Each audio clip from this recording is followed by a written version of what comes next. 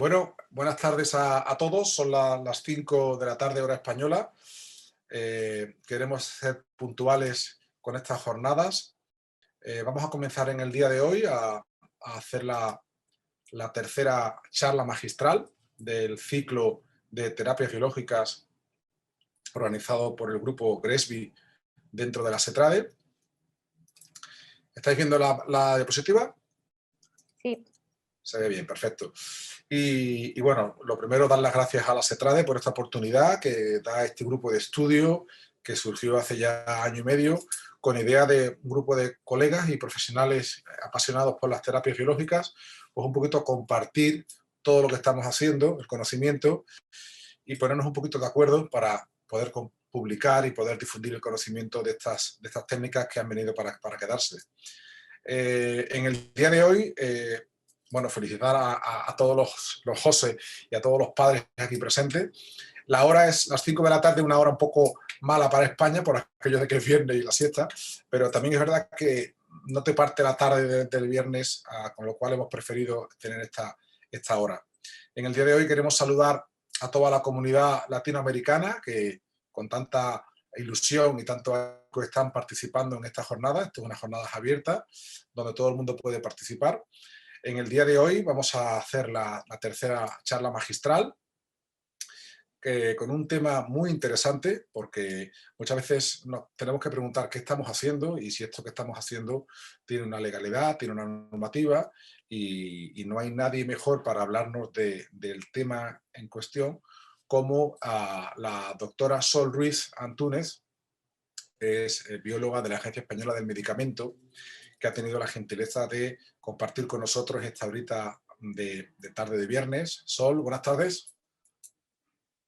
¿Cómo Hola, estás? buenas tardes. Muy bien, muchísimas gracias por la invitación. Un placer. Gracias por participar, nos hace mucha ilusión. Te quiero hacer una pequeña presentación para que todos sepamos con quién estamos hablando. Sol es una doctora en biología, en la especialidad de inmunología, y actualmente es la jefa de división de biológicos, biotecnología y terapias avanzadas de la Agencia Española de Medicamentos. Además, es la presidenta del grupo de biológicos, la Biologic Working Party, en la Agencia Europea desde el año 2014, y representante española del Comité de Terapias Avanzadas. Y si esto fuera poco, es el miembro cooptado del Comité de Medicamentos de Uso Humano en la Agencia Europea. Bueno, Sol, vaya currículum, ¿no? ¡Qué Bueno, barbaridad! nada, que va, no es para tanto. Pues Pero nada, bueno, darte las gracias y cuando quieras puedes comenzar tu conferencia sobre la normativa, sobre la legalidad del uso de terapias biológicas en España. muchísimas gracias. Muchísimas gracias, Pedro, por tu amable presentación y también muchísimas gracias por invitarme a estar con vosotros esta tarde. Voy a intentar compartir pantalla. De nuevo, muchísimas gracias por invitarme a estar con vosotros esta tarde. De verdad que es un placer y sobre todo es un área en la que, como dices, pues la regulación quizá no está muy clara porque estamos hablando de terapias biológicas muy, muy diferentes que tienen una regulación distinta, ¿no? Bueno, cuando hablamos de terapias biológicas estamos hablando de medicamentos tan variados como los que veis aquí representados en las diapositivas. En la diapositiva, por un lado tenemos vacunas, todos estamos muy familiarizados con ellas. Tenemos también los medicamentos derivados de sangre o plasma humanos que conocemos como hemoderivados, factores de coagulación, inmunoglobulinas. Otros medicamentos biológicos, por ejemplo aquí como la heparina, que es derivada de un tejido animal. Y tenemos otros, y luego estaría el grupo de los que denominamos medicamentos biotecnológicos, que son aquellos obtenidos mediante ingeniería genética. Tenemos también dentro de los medicamentos biológicos aquellos que vamos a ver con un poquito más detalle, pero serían los medicamentos de terapia avanzada, que incluyen los de terapia génica, terapia celular somática, ingeniería tisular y medicamentos combinados de terapia avanzada. Y ya dentro de lo que me imagino que es más interesante para vosotros, del ámbito de la medicina regenerativa, pues vamos a hablar de factores de crecimiento por un lado y por otro de células y tejidos. Cuando consideramos los factores de crecimiento, podríamos tener así a grandes rasgos, puede haber otros, pero habría un grupo de los que son recombinantes, es decir, obtenidos por ingeniería genética, y el gran grupo del plasma autólogo y sus derivados, lo que conocemos con el nombre genérico de PRP. Cuando hablamos de los factores de crecimiento recombinantes, os incluyo aquí algunos de los ejemplos y toda la información se puede encontrar en la página web de la Agencia Europea de Medicamentos. Como os decía, dibotermina alfa. Este es un factor de crecimiento recombinante que se presenta como un liofilizado con un solvente y para administrar en una esponja de colágeno. Aquí el principio activo es lo que se conoce como BMP2 o proteína morfogenética del hueso 2. También podéis encontrar toda la información en la página web de la Agencia Española de Medicamentos, en la base de datos CIMA.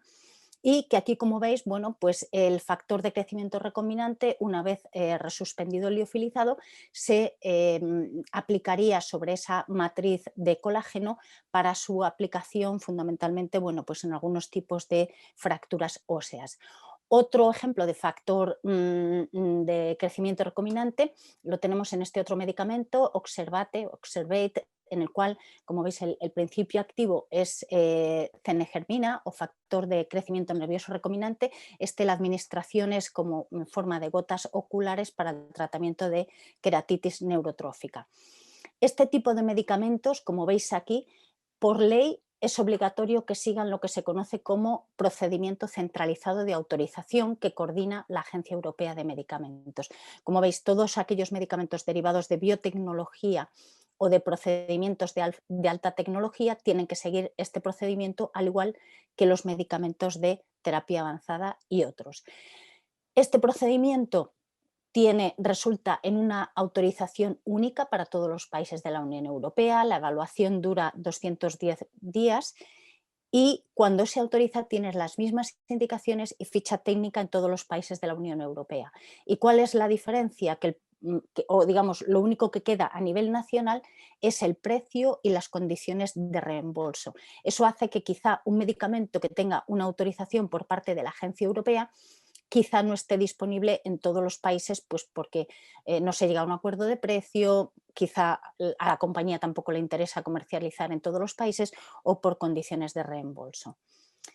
Cuando pasamos a los otros factores de crecimiento, digamos, biológicos, y hablamos en concreto del PRP, estamos hablando de algo que vosotros conocéis mucho mejor que yo, y es la utilización de pequeños volúmenes de sangre en los cuales, bueno, pues una vez separadas los diferentes componentes, pues se utilizan o bien el plasma o la capa leucoplaquetaria, etcétera. Como veis, en diferentes formatos, en solución, en forma de geles, etcétera, y con distintas indicaciones, de las cuales, bueno, he puesto las más habituales aquí en la diapositiva, pues como antiinflamatorio, digamos, en procedimientos de cirugía dental, como gotas también oculares o algunas aplicaciones que son, digamos, entre medicamento cosméticas, ¿no?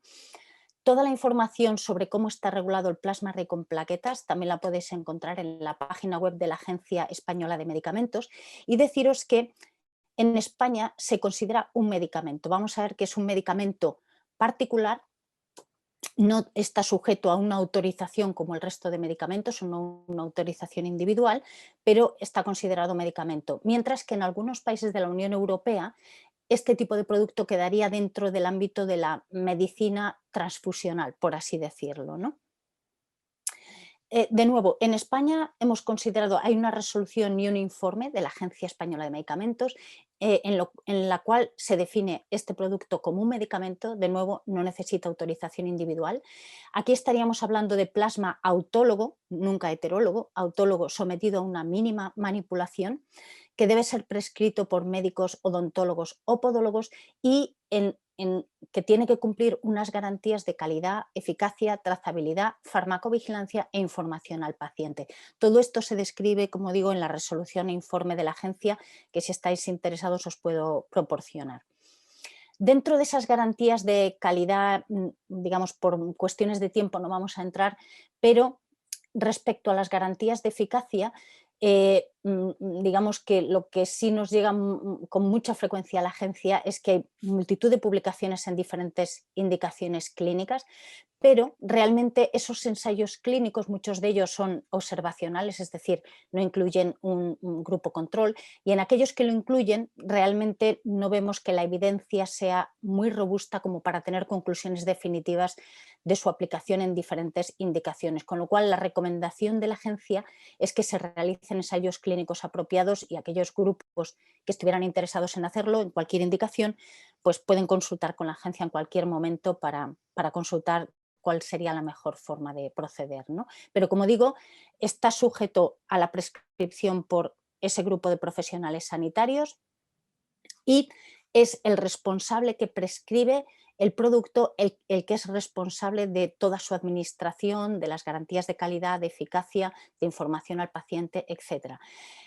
Otra información que podéis encontrar en la página web de la agencia es el listado de productos sanitarios que la agencia ha considerado que son sistemas cerrados para la obtención de PRP. ¿Por qué esto es importante? Porque si el sistema de obtención del PRP es cerrado, no es necesario solicitar una inspección de las instalaciones a la agencia española, ¿no? Seguimos con el otro grupo de terapias biológicas dentro de la medicina regenerativa y serían las células y tejidos. Como hemos dicho, serían considerados medicamentos de terapia avanzada y podrían estar basados, en este caso yo creo que fundamentalmente nos estamos refiriendo a células o tejidos. Aquí el principio activo son células o tejidos para prevenir, tratar o diagnosticar una enfermedad mediante esta acción farmacológica, inmunológica o metabólica, mientras que en la ingeniería tisular el objetivo es reemplazar, sustituir o reparar un tejido. Pero ambos grupos, tanto la ingeniería tisular como la terapia celular somática, están definidos en la legislación en base a dos, digamos, puntos principales. Uno de ellos es la manipulación sustancial, es decir, cuando se utilizan células o tejidos que han sido sometidos a manipulación sustancial, por ejemplo, a un cultivo celular, ya estamos hablando de un medicamento de terapia avanzada. De nuevo, si hubiese dudas sobre si algo es manipulación sustancial o no, habría que consultar con la agencia sobre su consideración. Y luego, digamos, la otra característica que puede hacer que las células o tejidos sean considerados un medicamento de terapia avanzada es si hay un cambio de función esencial de la célula. Entonces, ¿cuándo hay un cambio de función celular? Pues esto es algo que está sujeto a mucha discusión, pero os ilustro aquí en la diapositiva un ejemplo en el cual no habría manipulación sustancial. Todos conocemos pues, equipos que son productos sanitarios, que tienen su certificado CE, en los cuales lo que ocurre dentro es un sistema cerrado y no se considera que sea manipulación sustancial. Por ejemplo, el tomar grasa, tejido graso del paciente, ponerlo dentro de este equipo y administrar digamos, el producto resultante. Si ese producto resultante se mm, administra o se inyecta en una localización diferente, ahí ya podría haber un cambio de función celular esencial debido a que no podemos descartar que el microambiente en el cual se está administrando el producto, si lleva células, pues hagan que esa célula se comporte de una forma diferente. Y esto es así incluso si esto se hace, si es autólogo, si se hace dentro del quirófano, es decir, que no sale, el equipo está dentro del quirófano y si se hace dentro de la misma intervención quirúrgica. Hay mucha confusión sobre esto, pero habría que consultar si realmente cuando se hace un tratamiento de este tipo realmente es un medicamento o no, porque ya digo, en la mayoría de los casos sí que sería considerado. Esto para vuestra información, ya hay 17 medicamentos autorizados por la Agencia Europea de Medicamentos de terapia avanzada, tanto de terapia génica como de ingeniería tisular y terapia celular. No vamos a entrar en los detalles, pero como podéis ver, los que están en azul serían terapia celular o ingeniería tisular, los que están en rosa fucsia serían terapia génica, pero estos que ahora aparecen en gris ya no están disponibles comercialmente, con lo cual, bueno, pues esto nos ilustra que los medicamentos de terapia avanzada tienen también unos desafíos posautorización que hace que a lo mejor luego no todos, digamos, tengan una vida comercial exitosa, ¿no? Simplemente por ilustrar alguno de estos medicamentos, por ejemplo, Alofisel, que comenzó como un desarrollo español y está basado en células halogénicas procedentes sí, de tejido graso para el tratamiento de fístulas perianales complejas en pacientes con enfermedad de Crohn. Y como veis aquí, el tratamiento consiste en 30 millones de células en diferentes viales que se administran para el tratamiento de estos pacientes. Otro ejemplo, como veis aquí, Oloclar es un medicamento huérfano basado en células madre y este es para el tratamiento de deficiencia de células limbares. Este también es muy interesante porque después de extraer una biopsia del limbo corneal del paciente, las células se cultivan sobre fibrina y lo que se administra, como veis, es esta especie de lente que se administraría en el ojo afectado o se implantaría en el ojo afectado del paciente. Y ya una última posibilidad para conseguir una autorización de estos medicamentos de terapia avanzada, fundamentalmente terapia celular, es la que se conoce como autorización de uso. El Reglamento de Terapias Avanzadas de la Unión Europea permite lo que conocemos como cláusula de exclusión hospitalaria, es decir, si hay un medicamento que se prepara ocasionalmente con unos requisitos de calidad específicos en un único Estado miembro, en un hospital, bajo la responsabilidad profesional del médico y destinado a un solo paciente, estaría exento de esa autorización por la Agencia Europea de Medicamentos y sería responsabilidad de la autoridad nacional, en este caso de la Agencia Española. En España lo regulamos, digamos, esta cláusula de exclusión hospitalaria mediante este Real Decreto de 2014 para los medicamentos de terapia avanzada de fabricación no industrial y con ese Real Decreto se pretendió dar cabida a algunas terapias que sabíamos que estaban ya utilizándose y que en su momento el Ministerio de Sanidad había considerado como terapias consolidadas, como son trasplante de condrocitos, queratinocitos o células troncales limbocorneales. Entonces era dar una cabida legal a estos medicamentos o a estos productos, pero no está cerrado a otros, ¿no? De hecho, en España hay 2 medicamentos de terapia avanzada que han conseguido autorización de uso. Como veis aquí se puede encontrar también la ficha técnica, uno también son células madre y la autorización fue al Hospital Universitario Puerta de Hierro de Majadahonda y el otro pues es un Carticel, la autorización se ha concedido al Hospital Clínic de Barcelona. De nuevo, si tenéis interés podéis encontrar más información en la web de la Agencia Española. Ya para terminar, deciros que cuando un producto, en este caso si estamos hablando de células, se considera medicamento de terapia avanzada, necesita una autorización, es decir, tiene que haber recibido una autorización de comercialización por parte de la Agencia Europea o estar en investigación clínica y el ensayo clínico lo autorizaría la Agencia Nacional o un uso compasivo para un paciente individual que también es responsabilidad de la Agencia Española de Medicamentos. Tiene que cumplir unas garantías de calidad, seguridad y eficacia en función de su etapa de desarrollo y son aplicables las normas GMP, es decir, de normas de correcta fabricación, o de GLP para los estudios no clínicos, o de GCP, buena práctica clínica, para los ensayos clínicos. Y aquí, como veis, la investigación clínica, el uso compasivo y la autorización de uso son responsabilidad de las agencias nacionales, mientras que la autorización de comercialización es responsabilidad de la Agencia Europea de Medicamentos. También, si tenéis interés, la agencia ha publicado a lo largo de los años diferentes notas informativas, sobre todo bueno, pues porque nos llegaba el conocimiento de ofertas de tratamientos no autorizados basados en células madre y sí que la agencia quería contribuir a difundir, digamos, lo más posible la información sobre cuál es la consideración legal de este tipo de medicamentos y digamos, qué es lo que habría que hacer en el caso de estar interesado en utilizarlos, ¿no? Y con esto pues estaré encantada de responder las preguntas que tengáis y bueno, muchas gracias por vuestra atención y también deciros que en cualquier momento pues podéis utilizar la dirección de correo electrónico para cualquier consulta y también si desde luego tenéis interés no hay problema en difundir la presentación, o sea, por mi parte vamos, con toda libertad. Muchísimas gracias. Muy bien, muchas gracias, Sol. La verdad es que muy interesante la charla, muy didáctica y muy rapidita y al grano. La verdad es que se agradece tu aclaración y sobre todo lo que has comentado, que podamos, gracias a sociedades científicas como la SETRADE, que traumatólogos en clínicas más o menos pequeñas o grandes, podamos tener ese contacto con la agencia española, gracias a ti, que no sois una entidad que estáis ahí oculta y ni que persigue. No, no, simplemente todo lo contrario. Es una entidad que está para informar, para solventar cualquier duda. Y la verdad es que, en primer lugar, agradecerte la fantástica charla y la participación y que estoy seguro que contaremos contigo para Sí. preguntarte muchas cuestiones, ¿no?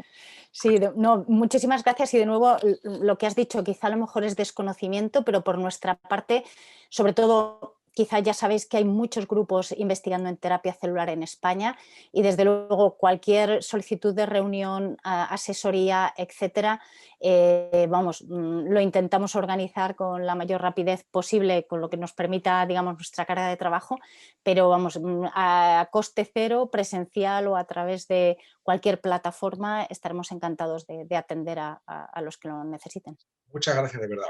Vamos a ver, decir a los participantes, ahora mismo hay 40 participantes, sé que es viernes, que la hora es la que es, pero me encantaría que quien quiera hacer alguna pregunta, hay una sección abajo, no en la parte del chat, sino en preguntas y respuestas, que pueden por favor hacerla y yo como moderador, encantado, se la dirigiré a la doctora Sur. Mientras tanto, yo como soy muy inquieto, he estado tomando notas de todos tus apuntes, pues tengo varias preguntas. Ahora mismo no hay ninguna pregunta, solamente un ponente ha dicho que muchas gracias por su presentación, un placer escucharla. Y bueno, acaba de entrar una pregunta, un espectador anónimo, entonces me reservo yo las mías. Muchísimas gracias por la ponencia. Quisiera preguntar sobre el PRP. ¿Se debe hacer obligatoriamente un análisis de sangre previo a la realización de PRP? Pues es una buena pregunta porque cuando la agencia publicó la resolución e informe, eh, realmente, bueno, pues sí que se ponía como requisito el realizar las pruebas diagnósticas que normalmente se harían, digamos, para un donante de sangre también, ¿no? Mucha gente luego nos preguntaba, bueno, pero si es un tratamiento autólogo, ¿qué problema hay? Bueno, es que aunque fuese un tratamiento autólogo, si hubiera una infección, digamos, que no fuese detectada y estamos extrayendo sangre, administrándosela al paciente, aunque sea el mismo, en otra localización, por ejemplo, yo qué sé, como gotas oculares, etcétera, pues tampoco sabemos si realmente le puede causar algún problema o algún efecto adverso. Por otro lado, también como protección al profesional sanitario que está prescribiendo el producto, porque también con cualquier manipulación que se haga de ese plasma, pues es bueno saber si hay que tomar unas precauciones especiales o no. Pero como decía, recibimos muchas consultas, muchos profesionales sanitarios decían, bueno, es que no puedo acomodar a hacer todos esos análisis en el tiempo hasta que le administro el plasma al paciente, etcétera. Entonces, la agencia publicó con posterioridad un documento de preguntas y respuestas que yo creo que aclara bastantes aspectos del informe de la agencia y que también podéis encontrar en esa página que os ponía sobre el PRP. Y ahí se introdujo una cierta flexibilidad. La agencia sigue recomendando, por las razones que he mencionado, es bueno que se hagan esas pruebas, ¿no? De nuevo, tanto para los que manejan el producto como para el propio paciente y quizá vosotros también recordáis que hubo, ahora no recuerdo, hace unos años un brote de hepatitis C, de hepatitis B creo, también en Murcia debido a un tratamiento que se consideró de plasma autólogo. Es decir, a veces puede haber casos de contaminación cruzada de si un paciente no sabemos que está infectado y a lo mejor en la manipulación del plasma de otro paciente puede haber una contaminación que puede afectar a otros, ¿no? Entonces, la recomendación es que se hagan. Si el profesional sanitario tiene, digamos, confianza plena en el paciente o por las razones que sea decide no hacerlo, digamos, quedaría bajo su responsabilidad el no hacerlo, ¿vale? Pero nuestra recomendación es que, bueno, pues si se puede hacer, por ejemplo, en los días anteriores al tratamiento, hacer esos análisis, pues yo creo que tanto el paciente como todos aquellos que hagan la preparación del producto, como el profesional que lo administre, pues digamos, tienen una mayor seguridad. Bueno, eso es un tema interesante, Sol. Yo te hablo ahora como clínico. Yo creo que hay dos temas interesantes. Uno, por la parte de vista médica, si ese análisis pudiera tener alguna alteración, que duda cabe que tiene su importancia. El otro tema es diferente. Lo que ha ocurrido en ese caso puede haber por varios pacientes en la misma clínica, en el mismo acto, se ha podido, pero eso no es un error. Eso en la analítica no te lo soluciona. Eso realmente lo que hay que tener es la precaución de filiar muy bien y de También, detectar muy bien las muestras para no cruzar pacientes. Un tema totalmente. cierto, sí. Yo personalmente tengo mucha experiencia, tengo una clínica pequeña, no suelo tomar análisis de sangre después de muchísimos casos y lo que tenemos es mucha precaución, lógicamente, y no hay Ya, volumen, con lo cual pues no hemos tenido ningún problema, ¿no? Pero vale. muy interesante lo que comenta. Y asimismo, también animar a todos los asistentes a lo que has comentado. Hay una página web de la Asociación Española del Medicamento que es muy interesante, que dais mucha información y que podemos consultar cualquier duda que tengan los escuchantes, ¿no?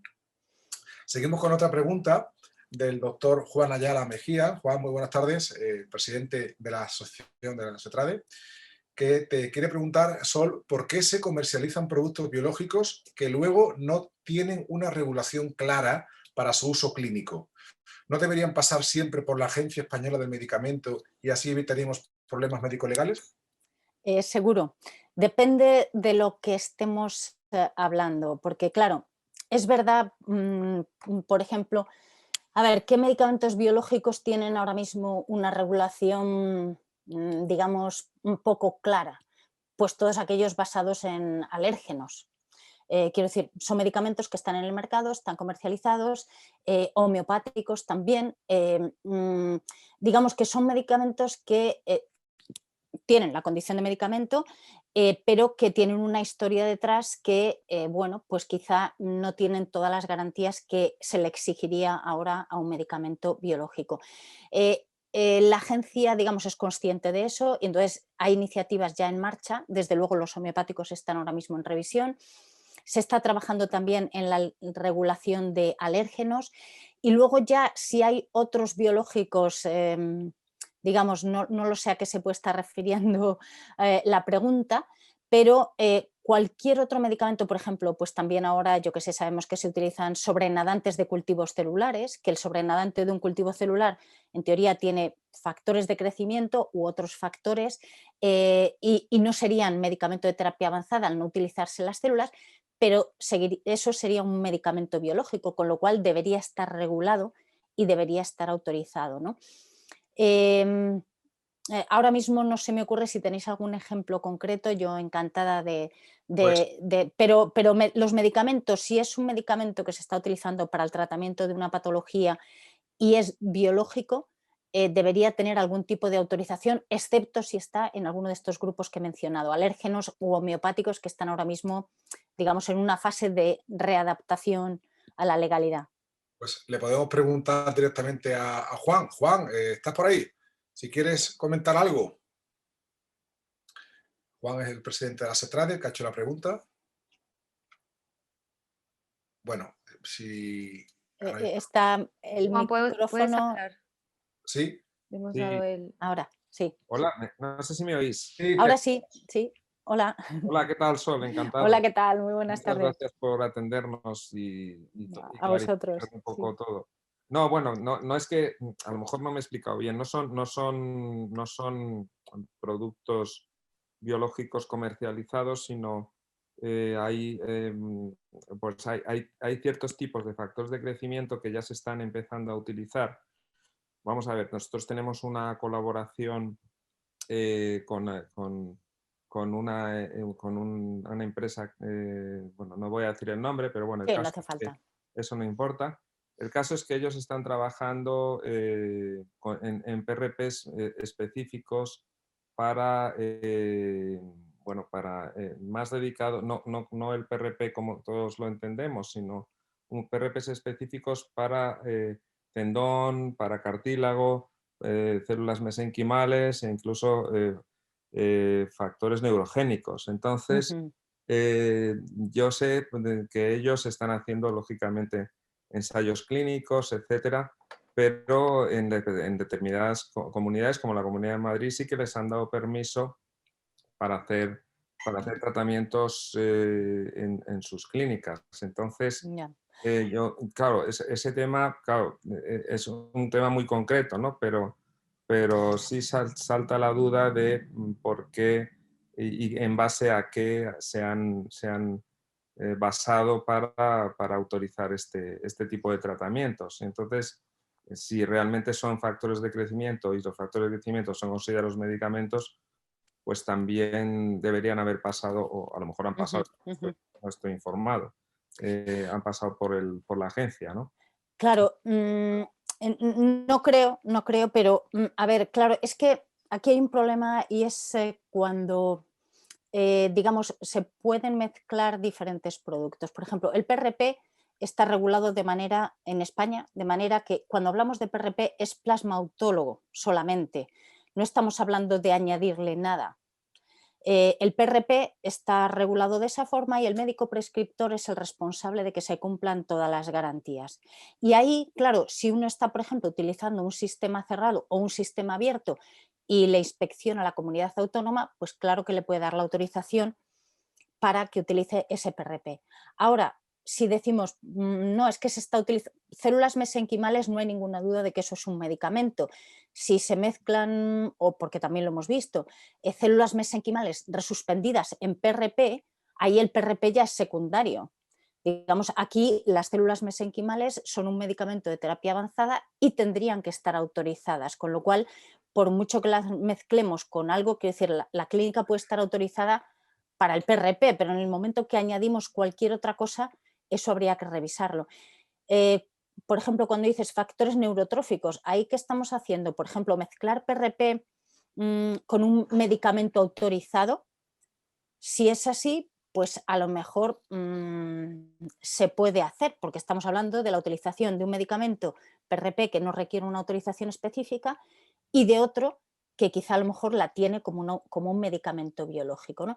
Y si ya lo que estamos añadiendo al PRP es un producto biológico que no tiene una autorización por su lado, independiente, entonces ya estamos hablando de algo cuyo uso no está autorizado. Entonces, nos hemos encontrado también algunos casos de algunas clínicas que ofertaban tratamientos de células madre y que cuando la agencia ha pedido al Departamento de Inspección y Control, oye, esto es un tratamiento que no está autorizado, hay que investigarlo, y dice, no, es que lo que ofrecemos es PRP. Claro, pero entonces ahí estás ofreciendo un tratamiento de PRP que no son células madre, el PRP no contiene células madre. Entonces, yo creo que cualquier cosa que se salga, o bien el PRP es solamente plasma autólogo procesado de manera que no haya una manipulación sustancial. Si añadimos otras cosas, células u otro posible medicamento biológico, eso habría que consultarlo porque quizá necesitase autorización. Muy bien, muy interesante, Sol. Ujú, Pasamos a dos preguntas que van concatenadas en relación al uso de PRP por sistema cerrado o sistema abierto. ujú, Has comentado anteriormente que los sistemas cerrados no precisan inspección por parte de la agencia, pero aquellas clínicas que utilicen sistemas abiertos se puede plantear una inspección por vuestra parte para que veáis las ujú. instalaciones y se cumplen los requisitos, ¿verdad? Eso Eso es. es muy interesante y desde aquí avisar a esos centros pequeños que lo están utilizando que no hay ningún problema, se puede plantear una inspección por si dais el visto bueno y se puede trabajar perfectamente.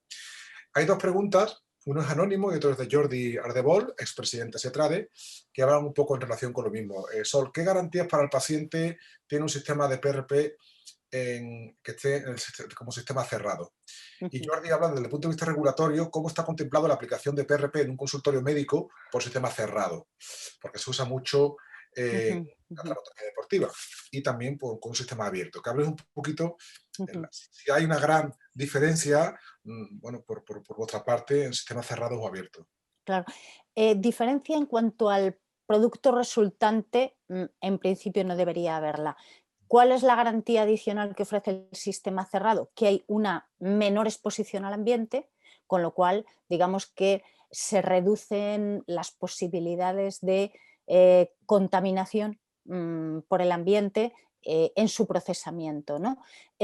Puede haber clínicas que estén utilizando sistemas abiertos y lo estén haciendo con todas las garantías y entonces no debería haber tampoco ningún problema, pero ese requisito adicional de la inspección sí que se puso en los sistemas abiertos No quiere decir que una comunidad no pueda inspeccionar una clínica que haga también sistema cerrado, está dentro de su competencia, si quiere lo puede hacer, pero en el caso de utilizar un sistema abierto sí que se debe comunicar para que haya esa inspección, y simplemente es por eso, porque sistema abierto implica que puede haber etapas en las cuales, pues yo que sé, el tubo, el recipiente, etcétera, el producto esté en contacto con el ambiente, entonces se tendría que controlar que ese contacto con el ambiente se hace en las condiciones adecuadas, pues o bien en una cabina de flujo laminar, utilizando material de un solo uso, etcétera, ¿no? Pero es únicamente eso, una garantía adicional, puesto que la exposición al ambiente del producto en su procesamiento es menor. Muy bien, muy interesante. Pasamos ahora al otro gran grupo de terapias biológicas, como es la célula mesenquimal, las células madre. Tenemos un par de preguntas al respecto, y yo también tenía alguna. Dice un espectador anónimo que por qué se siguen comercializando los kits de obtención de tejido adiposo por células mesenquimales si en teoría no es algo legal, salvo uso compasivo, como has dicho. Gracias por su ponencia. Claro, no, gracias, muchas gracias a vosotros. A ver, aquí nos encontramos también que hay una cierta confusión, que quizá también al principio, cuando comenzó toda la regulación de estos medicamentos de terapia avanzada, quizá también, no lo sé, quizá la agencia tampoco contribuyó demasiado a aclarar cómo estaba regulado, ¿no? Tenemos que tener en cuenta que la autorización de un producto sanitario es distinta de la utilización de ese producto sanitario. O sea, puede haber muchos productos sanitarios, todos conocemos, que están autorizados. Ahora, si ese producto sanitario se utiliza para algo, aunque sea perfectamente adecuado para ese uso, eso no excluye que lo que se obtiene con ese producto sanitario tenga una consideración legal. Y en este caso, del tejido adiposo, el producto resultante podría tener la consideración de medicamento de terapia avanzada. ¿Qué ocurre? Es verdad que al principio, a lo mejor cuando nos consultaron, vamos, tampoco voy a dar nombres, pero quizá alguna de las empresas que comercializaba este dispositivo, pues nos dijo, no, si esto se utiliza dentro del quirófano solo para esto, tal. Y a lo mejor en alguna ocasión dijimos, vale, en esta circunstancia concreta, ese producto no sería medicamento de terapia avanzada. ¿Qué es lo que ha ocurrido? Que luego nos hemos encontrado que quizá también se ha hecho, y lo siento porque no pretendo juzgar a todas las compañías que comercializan los productos sanitarios, pero por lo que vemos sí que ha habido una cierta publicidad engañosa de decir, mira, como el equipo está autorizado por la agencia, lo puedes utilizar sin ningún problema, sin considerar que el producto tiene otra consideración y que el hecho de que esté autorizado el equipo no quiere decir que el producto no tenga una consideración de medicamento que necesite ser autorizado, ¿no? Entonces, claro, la agencia no puede decir que no, porque eso es un producto sanitario que si cumple todos los requisitos se puede utilizar y que hay quien lo está utilizando para hacer un ensayo clínico o a lo mejor o para otros usos. Entonces, digamos, la solución no sería decir que no al equipo porque digamos que no lo haríamos nunca, igual que se autoriza, pues como digo, cualquier otro producto sanitario. Pero ahora, eso no implica, como digo, que el producto resultante tenga una regulación específica que haya que considerar.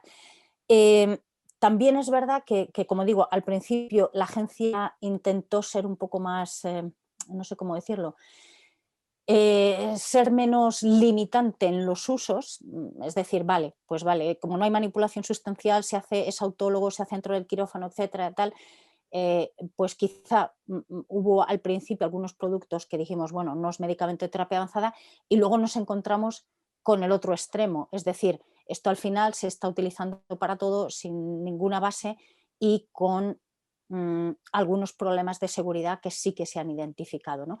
Por otro lado, también la Agencia Europea se ha manifestado en algunos casos con una clasificación que tiene el Comité de Terapias Avanzadas, un procedimiento de clasificación, y también estamos yendo en línea con las decisiones que están tomando otros países europeos, que es considerar caso por caso la aplicación de este producto resultante del procesamiento en un equipo y nuestra recomendación es consultar con la agencia el uso de ese producto para la indicación concreta y ahí la agencia dirá, pues sería medicamento de terapia avanzada o no sería medicamento de terapia avanzada, ¿no? Por ejemplo, en algunos casos se está utilizando pues como un soporte de relleno para cirugías, quizá de reconstrucción, etcétera. Pues a lo mejor ahí, en algún caso hemos dicho, no sería medicamento de terapia avanzada, ¿no? Pero habría que considerar caso por caso, es decir, el que a un caso se le haya dicho no lo es, no quiere decir que todo lo que se procese con ese equipo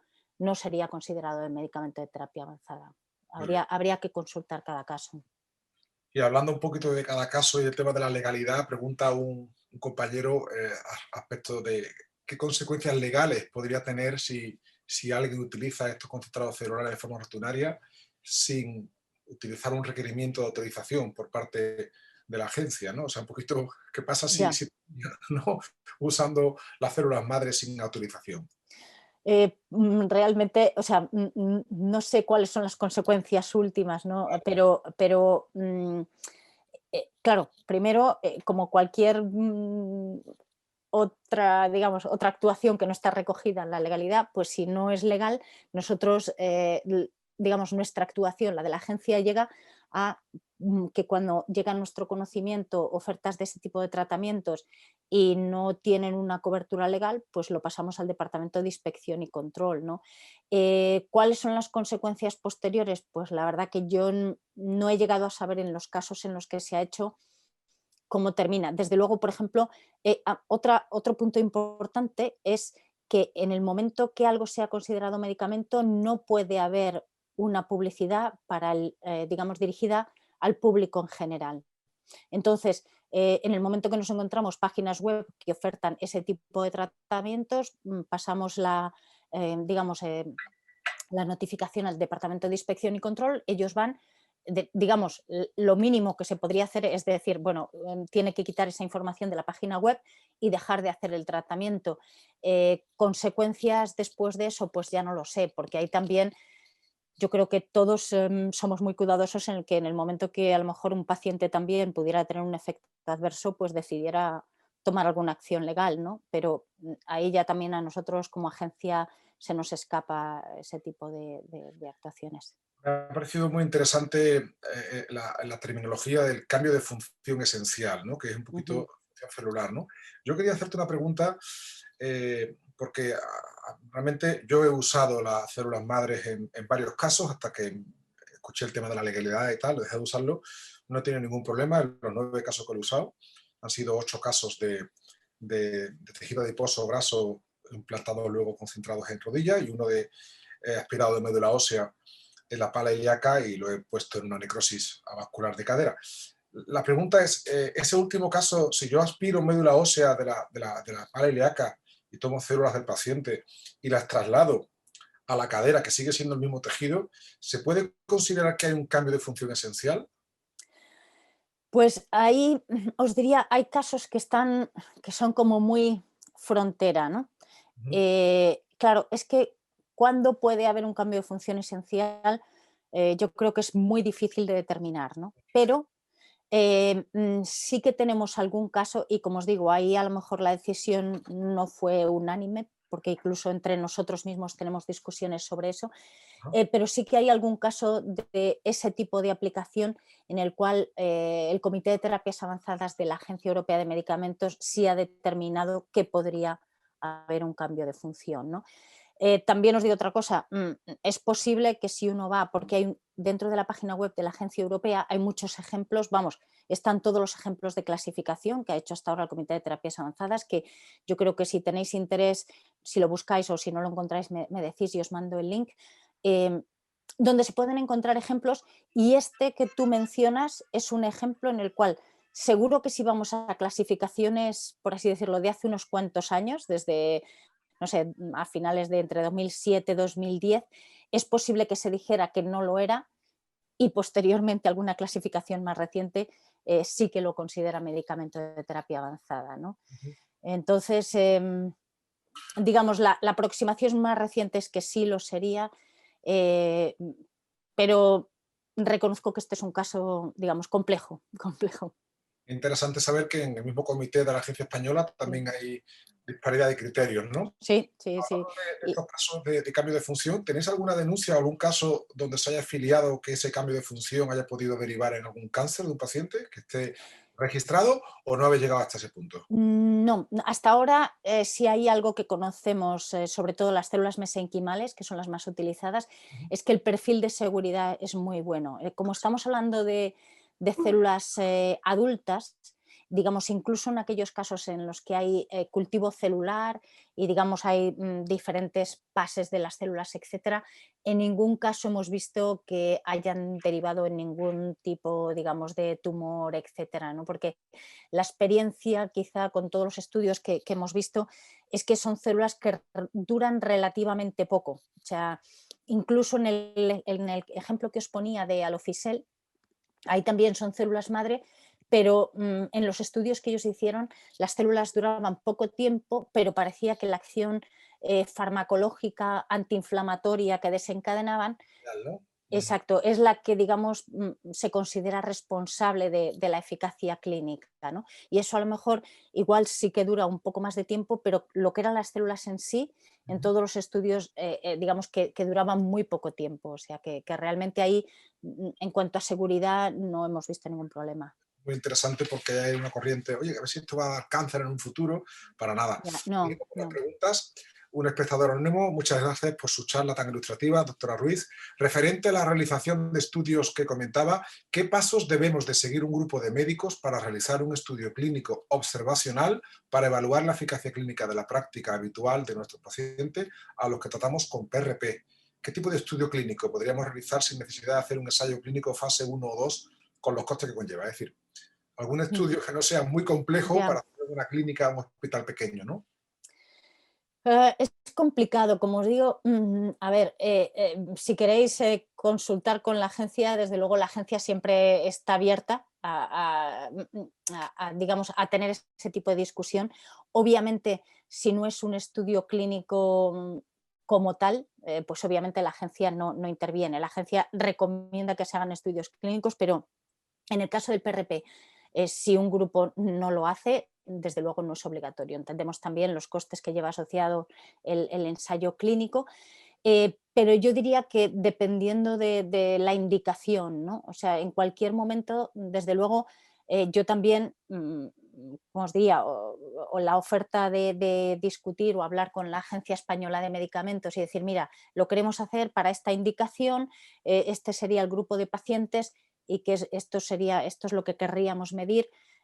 Lo podéis plantear en cualquier momento, ¿eh? O sea que yo creo que es más útil plantearlo ya con un caso concreto, decir, mira, sería un estudio observacional, que, incluiríamos este número de pacientes, este sería el tratamiento, esto es lo que vamos a medir, etcétera, ¿no?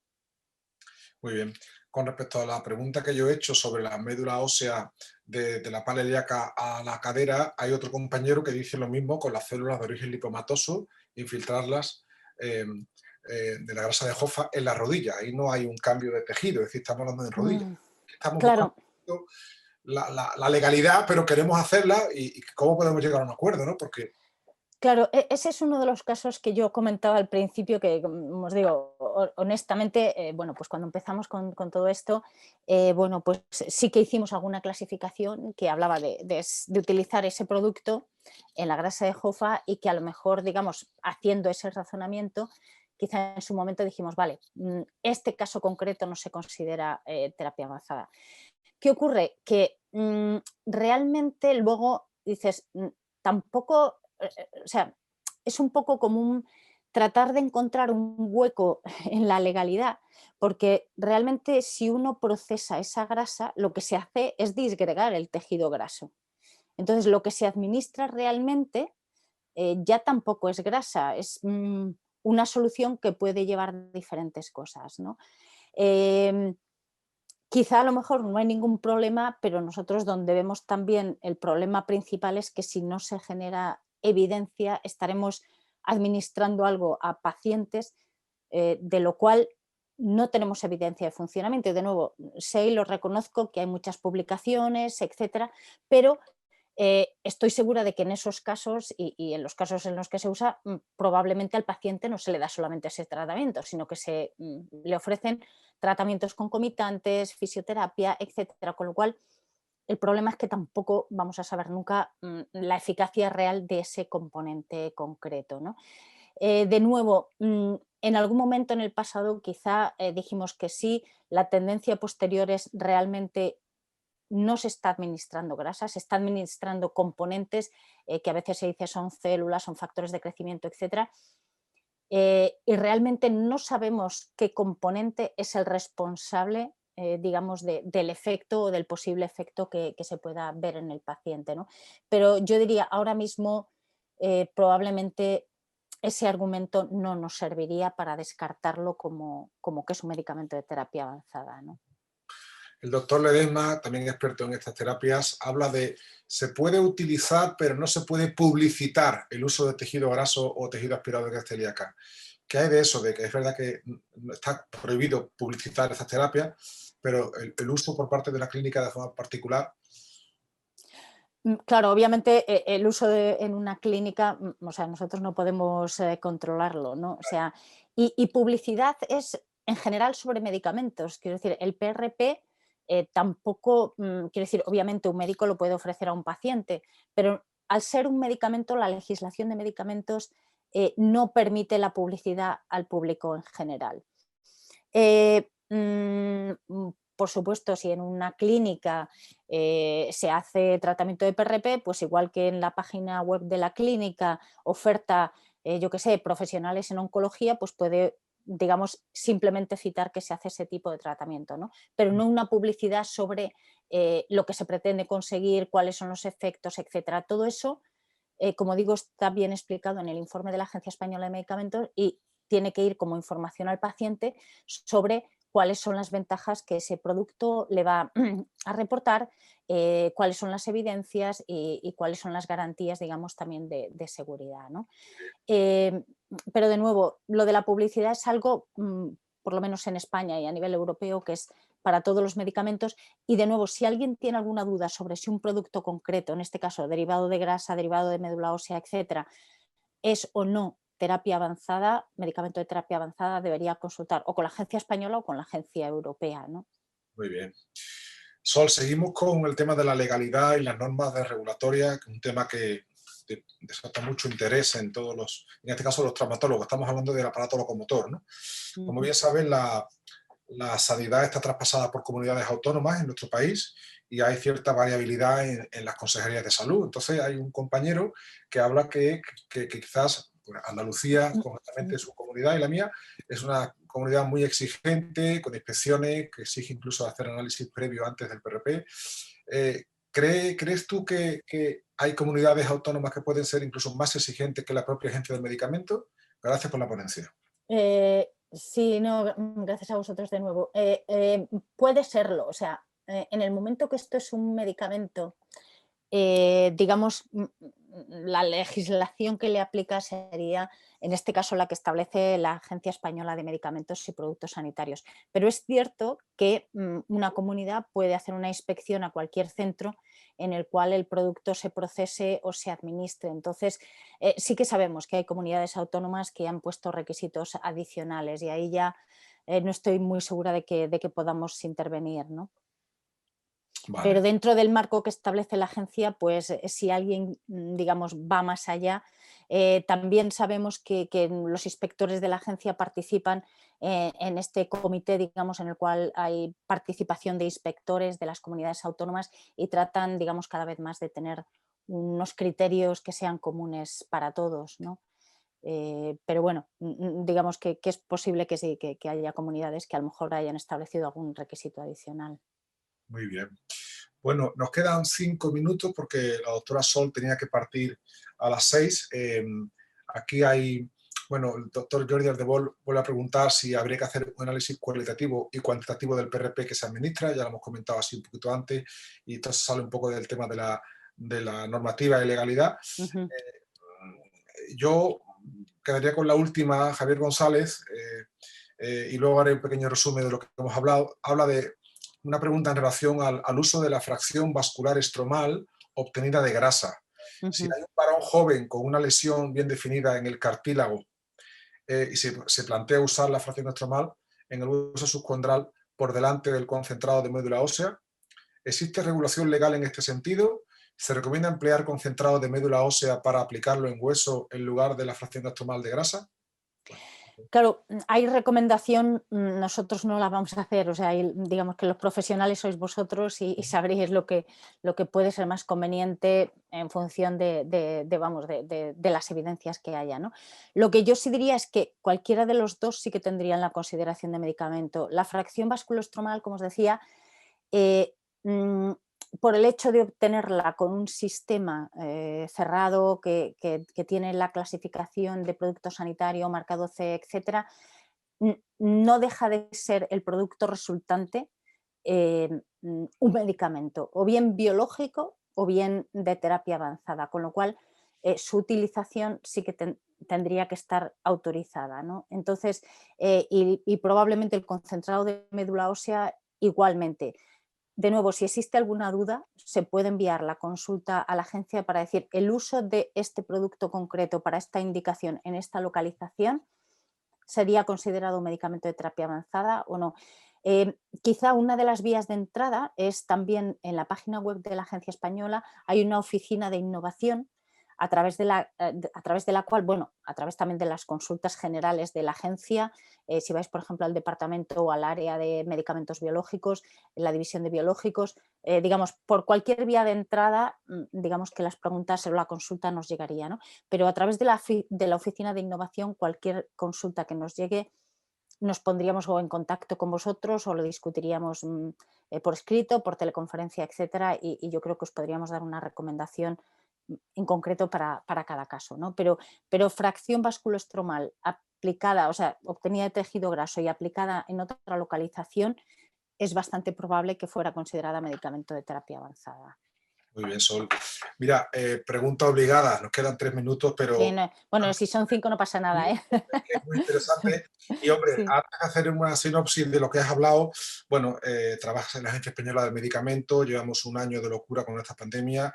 Me gustaría que cambiáramos el tema, pero es de máxima actualidad. Coméntanos un poco qué líneas de actuación, de trabajo estés haciendo en la Agencia Española del Medicamento con la pandemia sobre el COVID-19. Pues nada, también un área muy interesante que nos tiene, pues como podéis imaginar, muy atareados, porque desde que empezó, pues digamos, un área de enorme actividad es la de la unidad de ensayos clínicos. Como todos sabéis, hay muchos tratamientos en desarrollo, desde anticuerpos monoclonales, incluido también células mesenquimales, todo tipo de tratamientos, algunos que ya estaban autorizados para otras indicaciones, medicamentos nuevos, con lo cual ha habido una solicitud enorme de ensayos clínicos para el tratamiento del COVID y que se les ha dado la máxima prioridad. Todos han ido con una evaluación acelerada y con un procedimiento, digamos, en el cual los tiempos habituales que emplea la agencia para evaluar un ensayo clínico, digamos que se han saltado por completo. Entonces se han hecho a veces evaluaciones pues, en días, ¿no? Ahí esa es un área en la que la agencia ha tenido muchísima actividad. ¿Dónde tenemos muchísima actividad? Pues también a través de nuestra participación en la Agencia Europea de Medicamentos. O sea, el personal de la Agencia Española participa en los comités de la Agencia Europea, en el Comité de Medicamentos de Uso Humano, en el Comité de Terapias Avanzadas, en el Grupo de Biológicos, Grupo de Enfermedades Infecciosas, etc. Estamos representados en todos ellos y también, como sabéis, bueno, pues se han establecido procedimientos acelerados y nuevos procedimientos para intentar que tanto las vacunas, que como ya sabéis hay varias, como otros tratamientos puedan llegar cuanto antes al paciente, ¿no? Entonces, como os digo, por ejemplo, para las vacunas se ha establecido esto que se ha llamado rolling review, que es en lugar de que una compañía genere todos los datos de eficacia y seguridad y luego los presente, se han ido evaluando a medida que se iban generando. O sea, un resultado en fase 2, un análisis intermedio de un fase 3, etcétera. Todos esos datos se han ido analizando a medida que estaban disponibles para que cuando ese estudio clínico en fase 3 se completase, la evaluación estuviese prácticamente hecha, ¿no? Y lo mismo con todo lo que tiene que ver con la producción y control, ¿no? Entonces, todo eso se ha hecho muy rápido. Hay asesorías científicas también aceleradas, con procedimiento acelerado.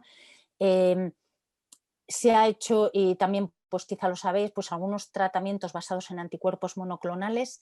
Se ha hecho lo que se llama un artículo 5.3, que es una recomendación científica basada en la evidencia de publicaciones y de los estudios que están haciendo las compañías para el uso de determinados anticuerpos monoclonales, y ahí también participamos, ¿no? Deciros que también para todo esto se creó un grupo dentro de la Agencia Europea de Medicamentos, Emergency Task Force o ETF, y también ahí estamos 3 personas de la Agencia Española de Medicamentos, digamos, pues para tratar todo lo que tiene que ver con tratamientos y vacunas para el COVID, ¿no? Y luego, pues la verdad también teniendo teleconferencias, reuniones con compañías a cualquier hora para tratar de, digamos, acelerar lo más posible el intercambio de información que permita que todos esos tratamientos estén disponibles cuanto antes, ¿no? Muy bien, Sol. Pues la verdad es que son ya las 6:02 de la tarde. Dijimos esta vez hacerlo más cortito, 1 hora. Desde aquí quiero agradecer tu tiempo y tu dedicación. Quiero hacer una pequeña despedida a, a tu persona, a jefa de división de biológicos de la Agencia Española de Medicamentos y del Grupo Europeo de Biológicos también. Gracias por tu participación. Hemos visto que la Agencia Española está más viva que nunca, que tiene una actividad vigorosa, que está muy cercana a las sociedades científicas, y desde aquí te damos las gracias por tu acercamiento y por tu disponibilidad. Ya nos has comentado en varias ocasiones que podemos contactar con la agencia sin ningún problema y poder consultar cualquier duda que tengamos. Esto de verdad que te lo agradecemos, porque para muchos, yo el primero, era algo como muy alejado, ¿no? Y muy, bueno, pues distante hacia cualquier clínico, y el saber que estáis ahí, que respondéis, que asesoráis, pues eso nos facilita mucho nuestra labor. Destacar vuestra página web fantástica, con muchísima información, que debemos de ahondar en ella. Y respecto a tu charla, pues has hablado de 2 líneas: los factores de crecimiento, por un lado los recombinantes y el plasma autólogo, el plasma rico en plaquetas, con todos sus efectos, y la línea celular y de los tejidos, que son las terapias avanzadas, donde la clave está un poco en el tema del cambio en la función celular. Eso es lo que diferencia unas terapias de otras. Nos has desarrollado perfectamente cuáles son sus funciones de cada una, no solo en el aparato locomotor, sino en otros tejidos. Y ha sido una charla muy interesante, que va a quedar colgada para que la SETRADE, para que cualquier socio pueda consultarla. Y por último, pues hemos asistido a una discusión, debate muy interesante, con preguntas muy interesantes que yo estoy convencido que han aclarado y han solventado muchísimas dudas, no solo de esta terapia, sino de la legalidad y de las normas regulatorias que hay en torno a ello, porque yo personalmente tenía muchas dudas. Así que, de verdad, Sol, darte las gracias por tu tiempo, y ha sido un placer estar contigo. Nada, el placer es mío. De nuevo, utilizad la dirección de email, y luego si en alguna consulta vemos que el intercambio en lugar de por escrito puede ser por teléfono, estaré encantada de hablar con cualquiera que tenga cualquier duda, o de trasladarle la consulta a cualquiera de mis compañeros si es así. Pues Pero muchas muchísimas gracias a vosotros buen también. fin de semana, gracias por todo, y nosotros Gracias. como Grupo Gresby, informaros que el próximo viernes 23 de abril tendremos la 4ª clase magistral dentro del ciclo de terapias biológicas. En este caso, el doctor Javier Iglesias González, traumatólogo de Bilbao y del Athletic Club de Bilbao, nos va a hablar de las lesiones musculares y las indicaciones y resultados, una puesta al día. Él es experto en este tema, de hecho está haciendo la tesis doctoral sobre este tema, de la aplicación del plasma rico en plaquetas en lesiones musculares. Aquellos que estén interesados en incorporarse al grupo Gresby, que tenéis a correo electrónico de la Secretaría de la SETRADE. Y nada, pues solo me queda pues despedirme, daros las gracias a todos por vuestra participación, y nos vemos el mes que viene. Muchas gracias. Chao, chao. Sol, Hasta luego. hasta Un luego. placer. Gracias. Es muy interesante, ¿eh? Gracias. Gracias a vosotros. Chao, chao.